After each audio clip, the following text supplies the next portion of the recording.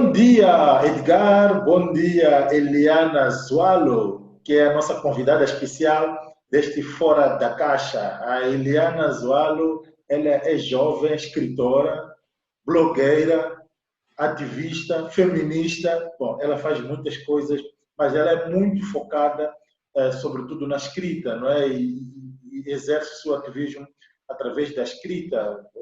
Podemos ver no seu blog e depois podemos mostrar aqui o site por onde pode naturalmente acompanhar o que tem escrito a Eliana. Bom, o nosso tema de hoje é feminicídio, né? Você trouxe também esta abordagem e achamos que era a pessoa certa para começarmos, não é? Vamos ter mais convidados para frente, mas podemos começar por aqui. O que é feminicídio? Qual é o seu ponto de vista em relação a isto? Como é que nós podemos conceitualizar o feminicídio para depois entrarmos para os aspectos que temos estado a viver, sobretudo nos últimos dias, que são bastante fortes, que está a comover toda a sociedade moçambicana, está a trazer muitas reações por causa de assassinatos que tanto tem sido o tema nesses dias. Olá, muito obrigada pelo convite. Então, falar de feminicídio, eu acho que temos que começar por dizer que feminicídio não é uma questão de ponto de vista ou de opinião. Feminicídio é um tipo de homicídio, ou seja, está qualificado, não é? Há vários tipos de homicídio, dentre eles o feminicídio. O que é que difere o feminicídio de outras formas de homicídio? É o fato de estar ligado à violência de género. No momento em que uma mulher é assassinada especificamente por ser mulher, ou seja, devido às teias de opressões em que ela se insere na sociedade, aí dizemos que é feminicídio. Por exemplo, se eu sou assaltada e no decorrer do assalto eu sou baleada e morro, isso não é necessariamente um feminicídio.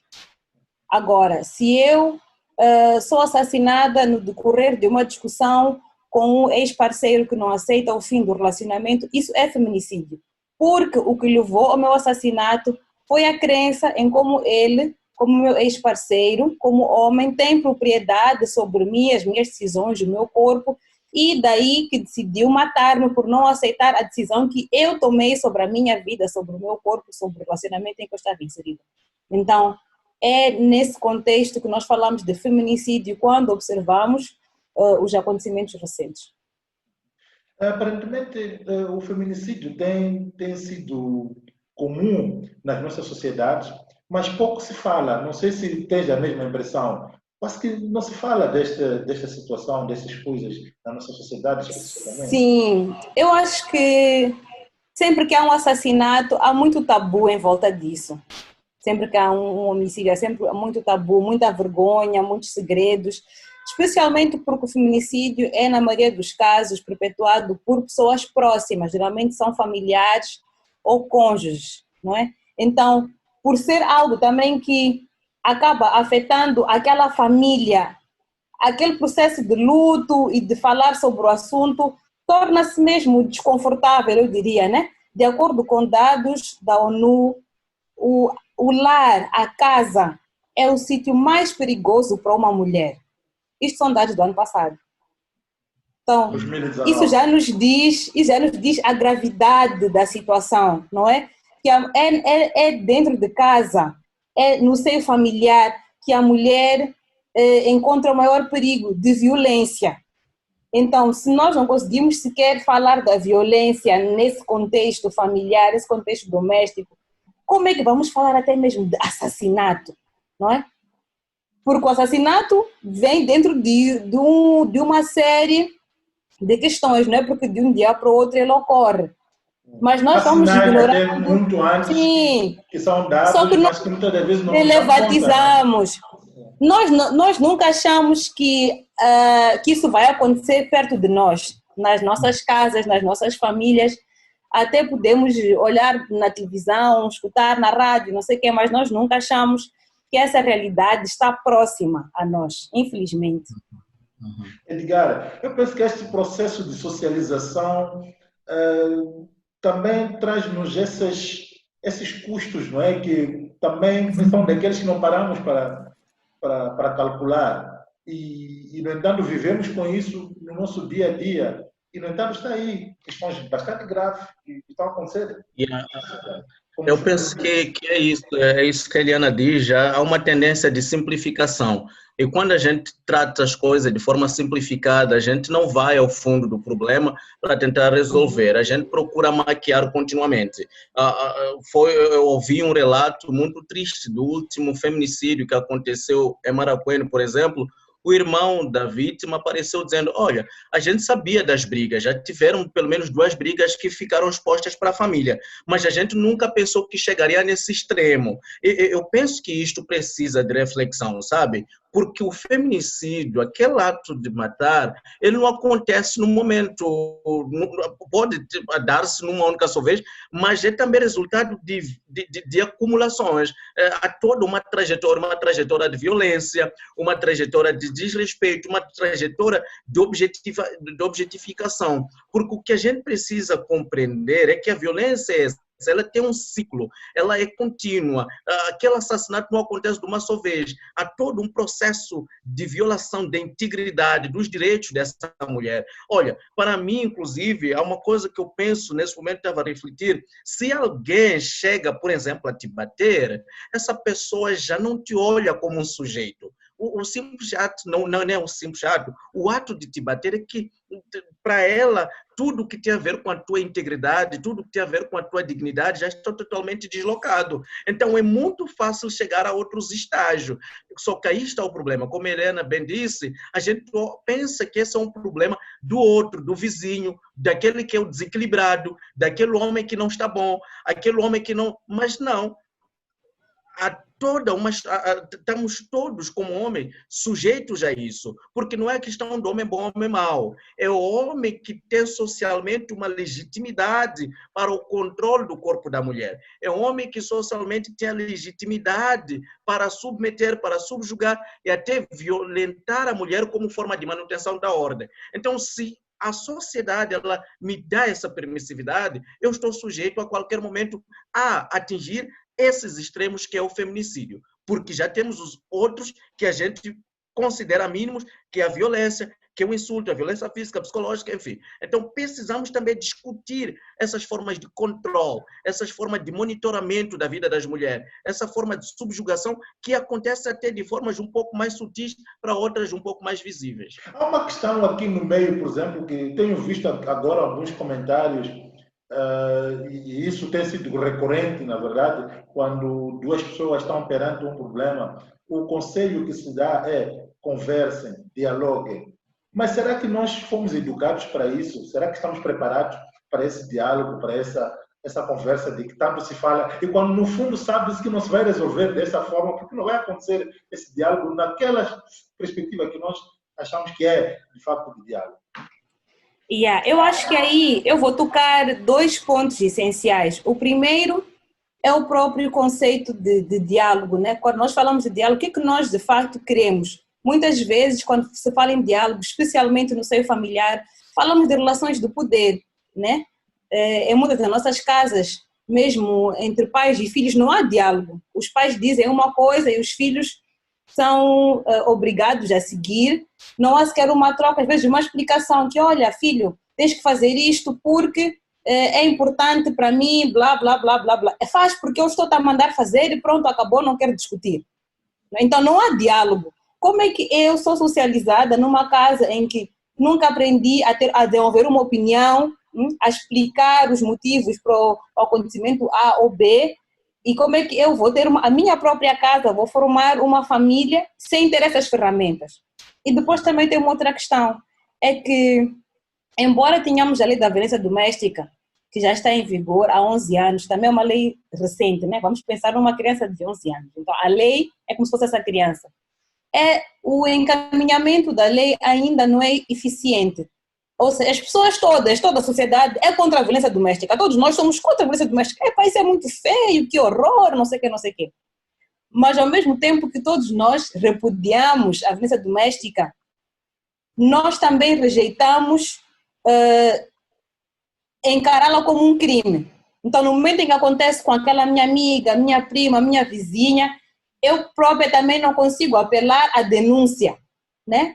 Ou diga a pessoa, vamos denunciar, mas só no intuito de ameaçar, né? Não no intuito de facto levar aquilo até as últimas consequências. Não dou o apoio necessário para que aquela lei se faça valer, de facto, né? Então, o Aí fato de não nós espírito de sempre... tolerância para Sim, esses aspectos da exatamente. violência na nossa sociedade. Mesmo lá nas autoridades, quando a gente chega, a denúncia tem sempre como objetivo a reconciliação. Há uma tendência ao aconselhamento da vítima, ou dos dois, né? Porque depois aumenta que até chamam. Eu já soube de casos de pessoas próximas de mim, né? E depois fomos chamados no dia seguinte, eu fui, depois o meu parceiro também foi, não sei. Então, qual é o objetivo naquele momento, né? Será que é perceber o crime, julgar o crime, ou ainda é o entendimento entre as partes? Quando eu sou assaltada, quando eu sou, sei lá, né, quando a minha casa sofre um assalto, será que ainda me vão sentar com o assaltante para ainda juntarmos as peças para entender? Isso já vai ser no tribunal, isso já vai a julgamento. Então, eu acho que aí temos esses dois fatores que são essenciais, perceber de que forma é que eu entendo o diálogo e consigo exercer esse diálogo de forma honesta, aberta e equitativa na minha família, e depois como é que eu também entendo e exerço essa lei, como é que faço sentir a lei de facto. Yeah.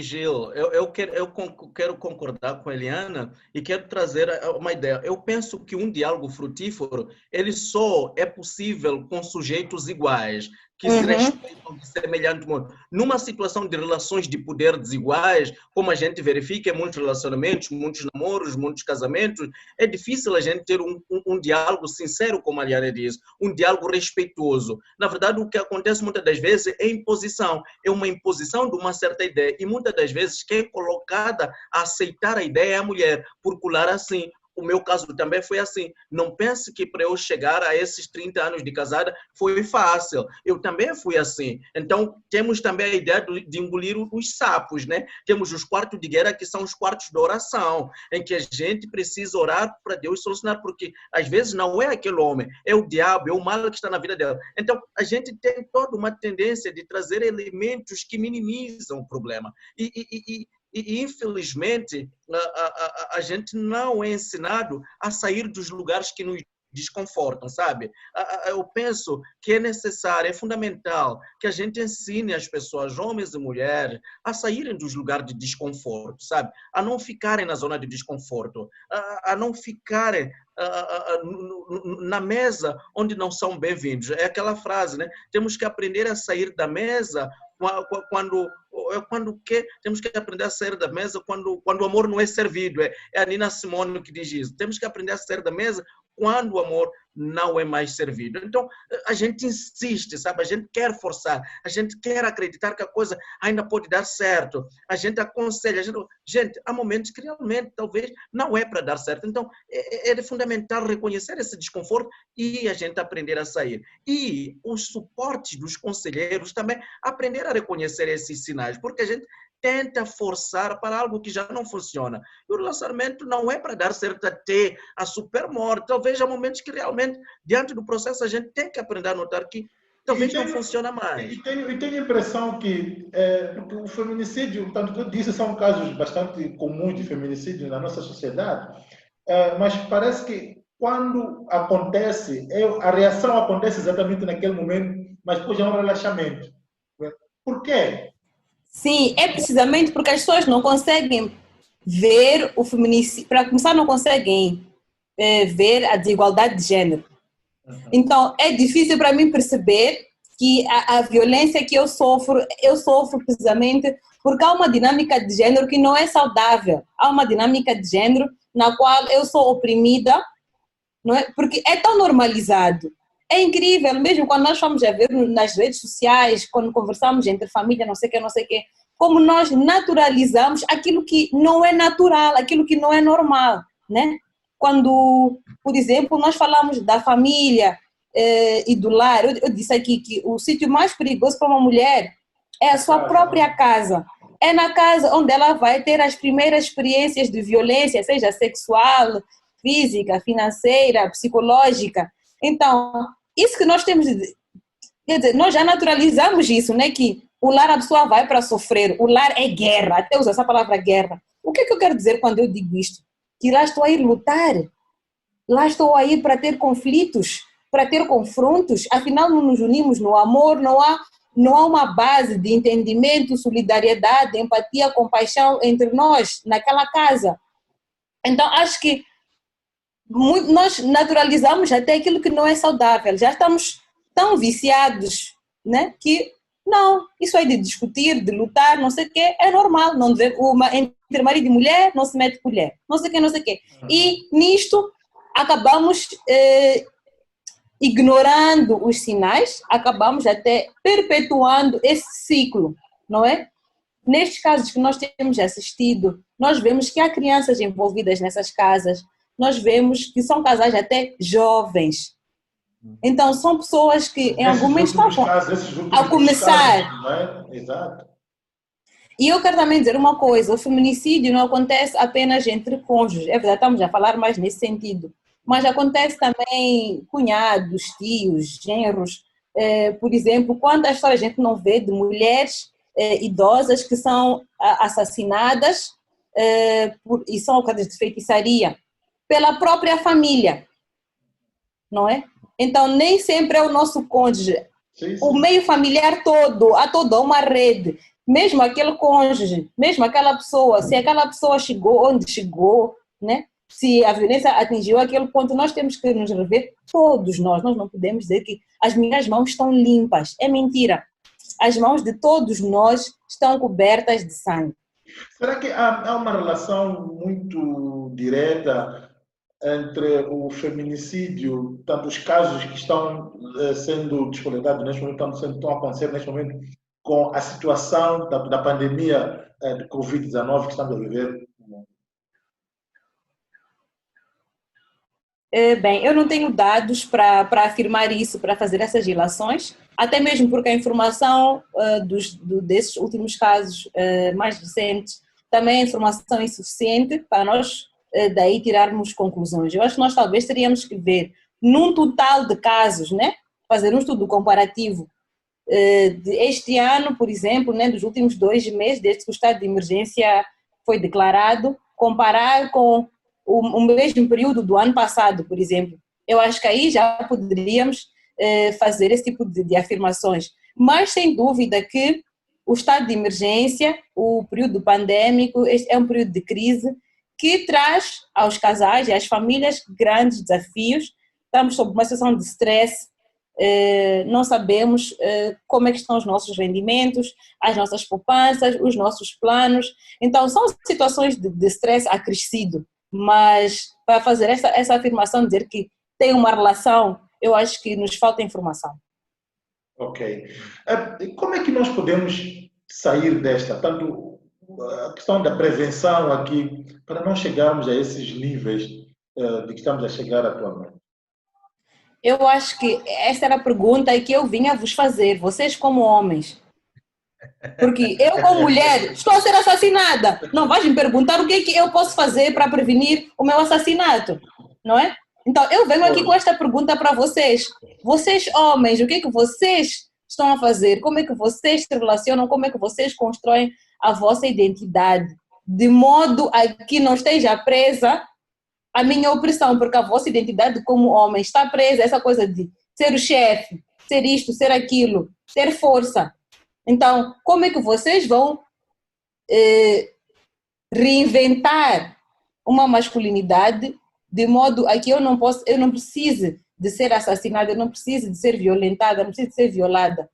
Não, é claro, tens toda a razão. Embora ainda ache que todos nós temos um papel aqui, sejamos homens, sejamos mulheres. Não, Gil, tens que responder à pergunta. A desempenhar. Claro, bom, o fato já de estarmos no fora da caixa já é um sinal, né, muito claro de que não nos identificamos com essa forma de ser de homem, não nos identificamos com essas masculinidades, porque, aliás, nós consideramos essas masculinidades tóxicas até, e é por isso que convidamos até as pessoas para desconstruirmos esta forma de ser e de estar. Temos que ser mais equitativos, ser carinhoso, sermos abertos ao diálogo, considerarmos uma mulher como ser, tal como nós, homens, portanto, ela merece todo o respeito, tal como nós merecemos esse respeito. Então, essa relação que é muito mais equitativa, de diálogo, de carinho, ela é muito importante, de construção, portanto, de sonhos, em que temos a partilha, portanto, de ideias. Aliás, é por isso que muitas das vezes nos unimos a outras pessoas. Então, não nesse sentido de oprimir, de achar que a mulher não tem direito à palavra, que a mulher merece ser violentada. Acho que aí há uma fraqueza muito forte, muito grande, do homem que opta por esta saída. Essa não é a minha saída da violência. Portanto, a minha saída é carinho, é diálogo, é respeito, tanto com a minha parceira. Não sei se teria respondido. Eu penso que é um campo bastante amplo, mas estou tentando ser muito direto naquilo que muitas das vezes não encontramos quando estamos em diálogos com outros homens. E não só fazer isso com a parceira, com as nossas parceiras, mas dialogarmos sobre isto, mostrarmos também isto a outros homens, porque há uma pressão social bastante forte que é exercida contra nós, os homens, né?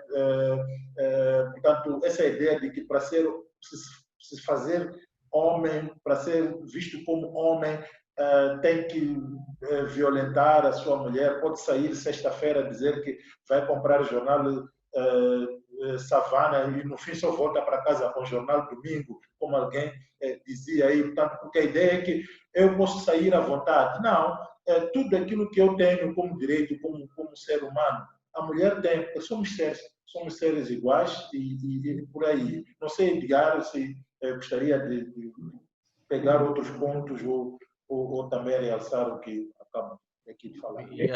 Concordo com tudo isso que disse e precisamos também discutir ao fundo e reconhecer a questão da desigualdade, sabe? Discutir ao fundo e reconhecer essas relações de poder desiguais. Eu penso que discutir e começar a modificar essas relações de poder desiguais é um caminho bastante essencial, é um grande passo que a gente pode dar para a mudança.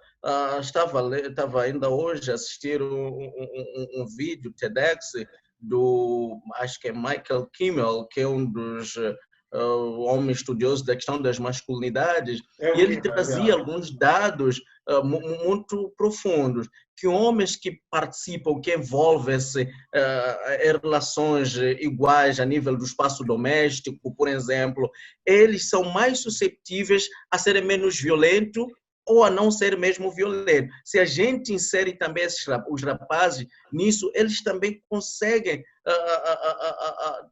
construir relacionamentos mais respeitosos, mais carinhosos. Então, penso que essas campanhas, por exemplo, que a Open desenvolveu, Isto é Ser Homem também, parece simples, mas a partir do momento que eu assumo esse espaço doméstico, por exemplo, me envolvo, é uma forma de desconstrução da minha masculinidade, é construção de carinho, é construção de amor, é construção de afeto. Eu penso que não há nada, eu penso que é nada melhor que você assumir esses papéis tipificamente ou tradicionalmente tidos como feminino, e nós homens passar a conceber que são nossos papéis, porque são papéis muito ligados à sensibilidade, papéis muito ligados à afetividade. Infelizmente, os homens são construídos para papéis muito violentos, muito agressivos, muito de força. Eu penso que é um caminho de construção da afetividade. A gente precisa construir caminho, e sempre repiso, por exemplo, quando falo de cozinhar, sempre repiso a frase do meu acordo. Cozinhar é uma forma de amar os outros, porque é um espaço de sensibilidade, é um espaço, a cozinha é um espaço de afetividade. Então, penso que são pequenos passos como esse. A gente precisa se reconstruir, retirar ou lutar para remover toda essa forma hegemônica de construção do masculino, toda essa forma muito ligada à força, ao controle, ao exercício do poder, e compreender a mulher, as nossas parceiras, a mulher que é a nossa irmã também, porque a gente exerce controle também sobre as nossas irmãs, seja mais velha ou mais nova. Então, compreender essas relações de poder a partir do espaço doméstico que eu exerço para com a mulher igual. Aquela mulher que está no meu trabalho, que mesmo até estando na posição de poder em relação a mim, eu me sinto mexido e procuro desvalorizá-la simplesmente por ser mulher. Acho ela incapaz, acho que eu é que devia estar aí. Por mérito, eu é que devia estar aí e não devia ser ela. Então, a gente precisa desconstruir, ter esse olhar, do mesmo jeito que a gente olha o homem igual como sujeito e a gente respeita, olhar também para a mulher como sujeito e exercer o respeito permanente para com a pessoa. Eu penso que estes são alguns... Gente, minha carga está acabada. Eu penso que esses são alguns dos caminhos que a gente... Já resolvi. São alguns dos caminhos que a gente pode construir para a igualdade, e é a partir daí que a gente... Porque o homicídio não é o problema em si, o feminicídio não é o problema em si, a violência doméstica não é o problema em si, ela é resultante da construção social do masculino. Então a gente precisa ir para a construção social do masculino, procurar refazer essa construção, e a gente vai perceber que a violência não vai avançar.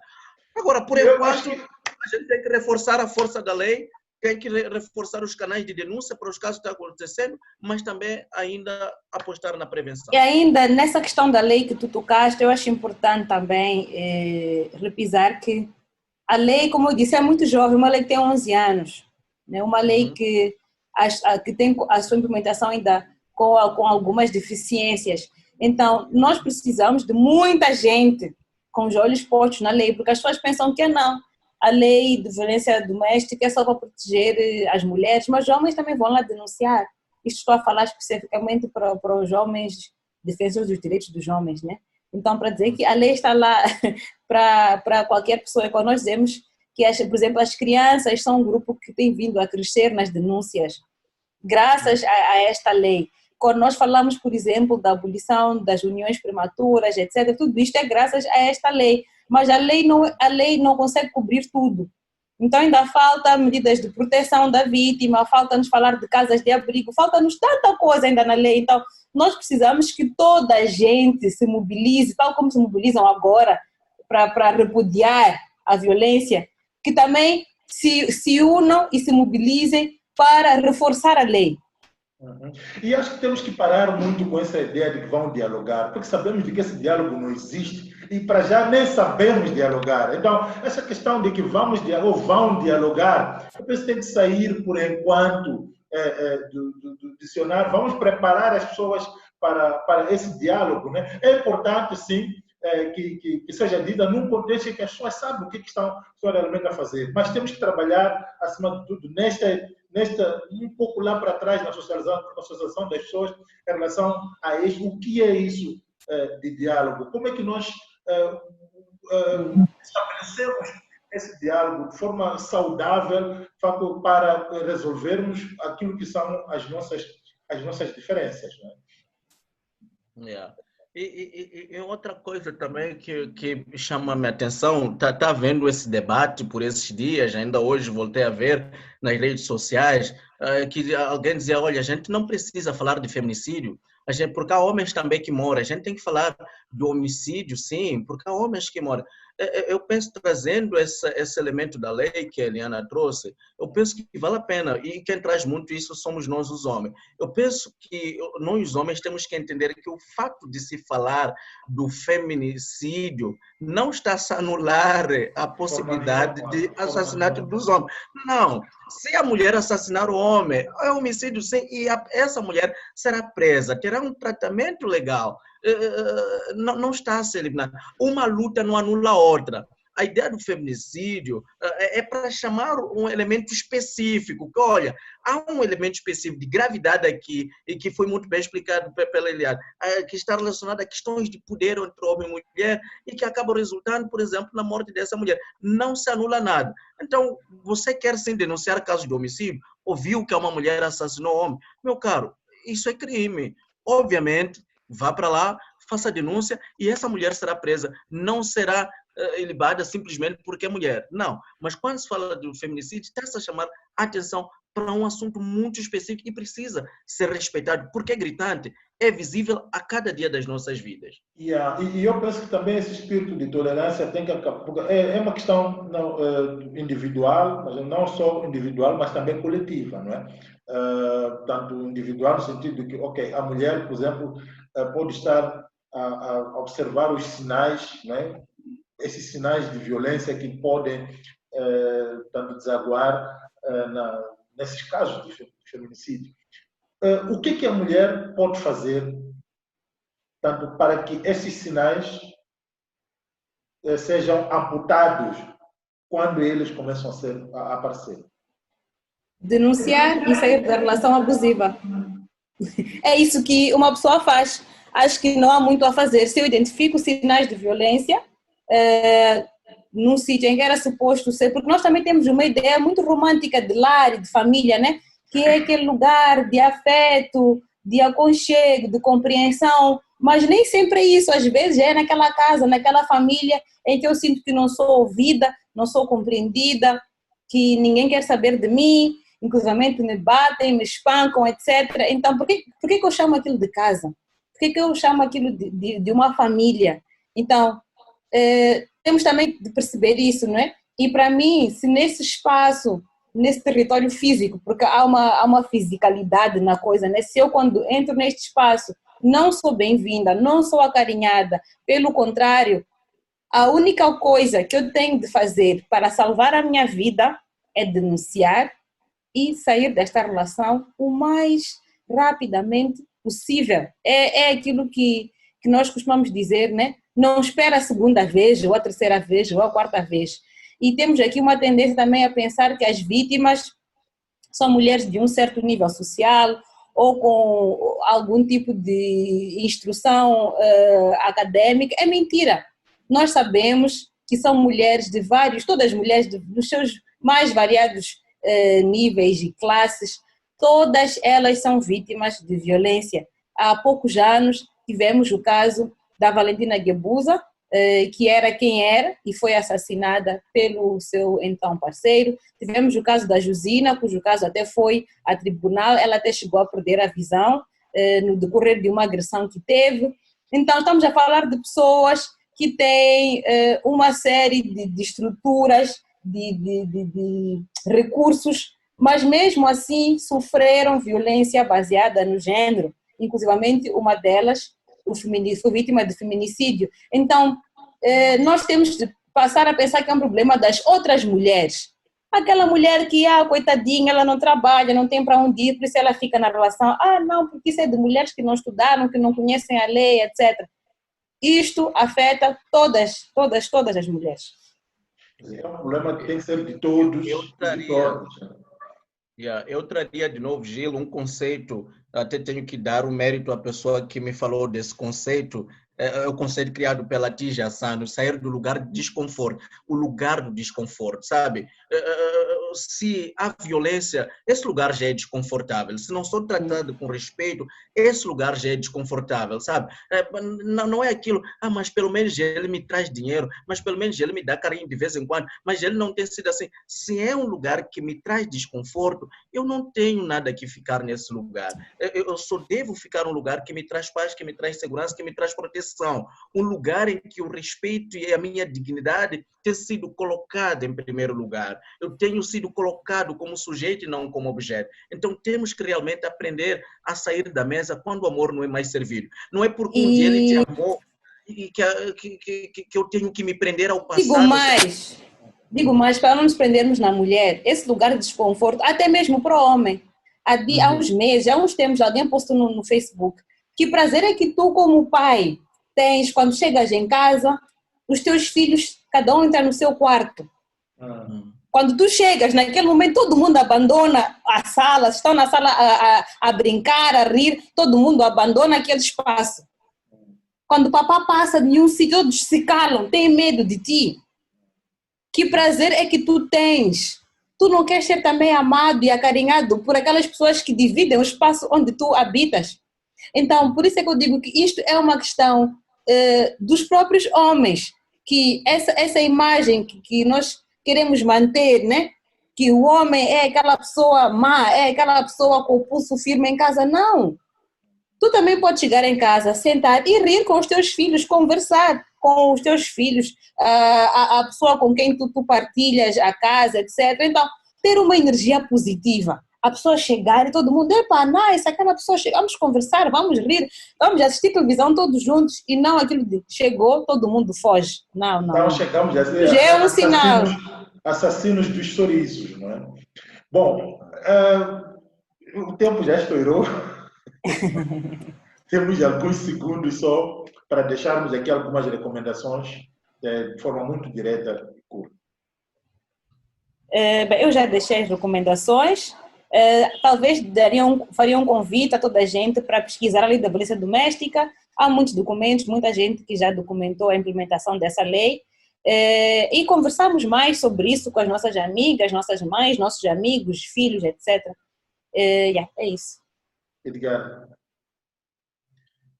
E que pronto, procuremos construir as nossas relações com base no respeito, com base com carinho e amor. Não dói nada, a gente doa isso e até recebe de volta e é prazeroso, é saudável para todos nós. Então, como homens particularmente, eu recomendaria aos homens, procuremos construir relações com base no respeito, com base no amor, com base no respeito à dignidade da outra pessoa. Ter a outra pessoa como sujeito é fundamental para as nossas vidas.